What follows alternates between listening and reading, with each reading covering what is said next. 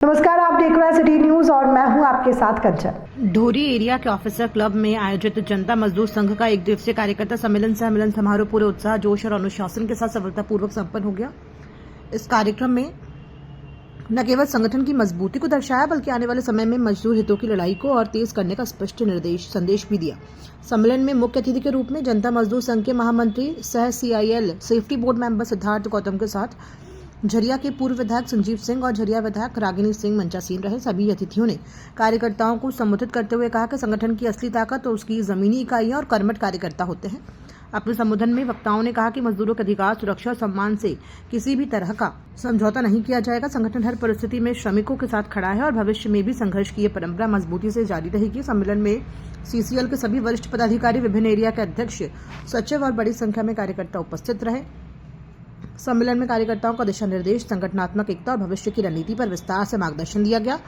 कार्यक्रम के अंत में आयोजकों ने सभी अतिथियों और कार्यकर्ताओं का आभार व्यक्त करते हुए कहा कि सम्मेलन संगठन को नई ऊर्जा, नई दिशा और नया आत्मविश्वास देकर गया है।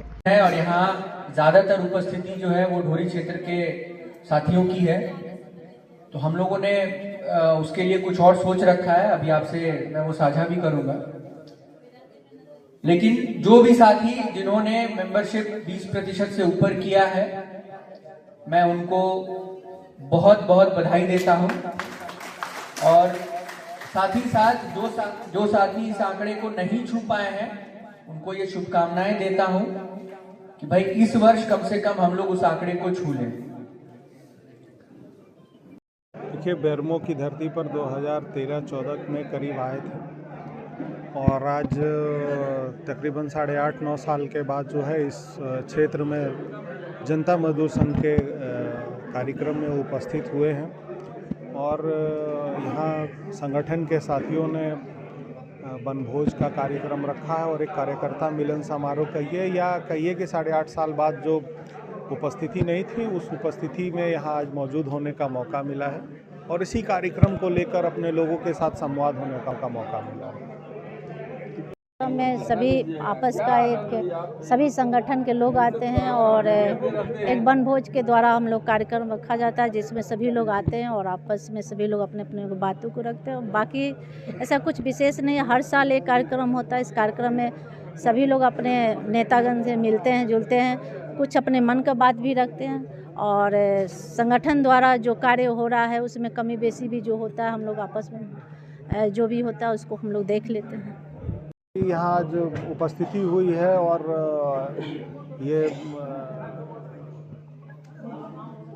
ये हॉल बता रहा है कि उपस्थिति क्या है और इनका कार्य कैसा है।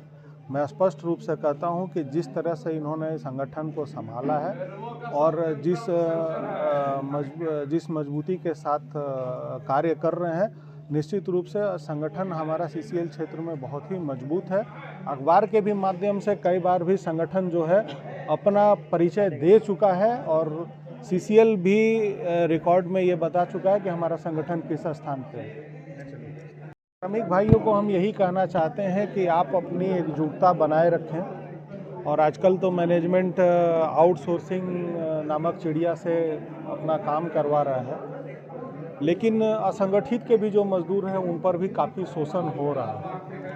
और ये समस्या कोई CCL क्षेत्र की नहीं है, कोल इंडिया में लगभग सभी क्षेत्रों में हो रही है। तो मैं ये ज़रूर कहूँगा कि मैनेजमेंट इस बात का ध्यान रखे कि आउटसोर्सिंग कर्मियों की बदौलत आप संगठित लोगों को नुकसान पहुँचाने का काम ना करें, क्योंकि मैनेजमेंट जो है दो स्थिति में काम कर रहा है। एक, असंगठित के साथ उनका दोहन करके उनसे काम भी निकलवा रहा है और उन्हीं के बल में संगठन जो संगठित हमारे जो एम्प्लॉयज़ हैं या जो मजदूर साथी हैं उनके साथ भी शोषण करने का प्रयास कर रहा है। तो ये हम लोगों की अगर एकता रहेगी तो निश्चित रूप से मैनेजमेंट को दबना होगा और हम ये कहेंगे कि अपनी लड़ाई को हमेशा लड़ते रहें, अपनी बात को रखें और हम सभी लोग उनके साथ हैं, लड़ाई लड़ी जाएगी।